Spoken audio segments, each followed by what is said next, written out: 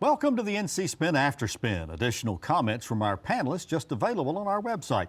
Joe Mavretic, we had a full show last week. What do you wish you had said but you didn't? Well, I wish we had talked more about climate change. I don't think it's really important, as important. What's causing it is the fact that it's being caused. It's happening. And I think that in North Carolina, the people who live on what I call the upper half of the coast are the people who ought to be the most concerned. If you look at... Now define upper half for us. Okay. From the Virginia line, following Highway 17 down to New Bern, and then 70 out to Morehead City, where the Outer Banks are pretty much north and south.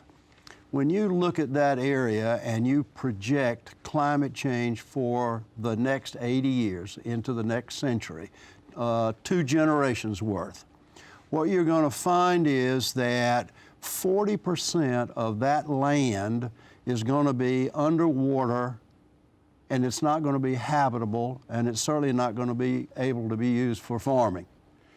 Highway 12 will vanish, with the exception of a few villages like Hatteras, Buxton, Avon. There will be no Outer Banks. And the sand that now composes the Outer Banks will become part of the floor of the sounds that we now have. When you look at the economic impact of that 80 years from now, 2 generations from now, on northeastern North Carolina, it is staggering. And so what we need to do now is to start thinking about what's going to be occurring in northeastern North Carolina.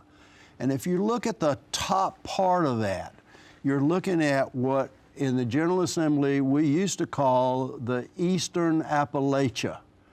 The counties that are so poor and so backward now, and what's going to happen to them when the counties east of them no longer exist for agriculture. That's going to take some forward thinking. I wish I thought we had people who would be willing to spend the time doing it. Well, thanks for watching the After Spin. We'll have more video all during the week on ncspin.com.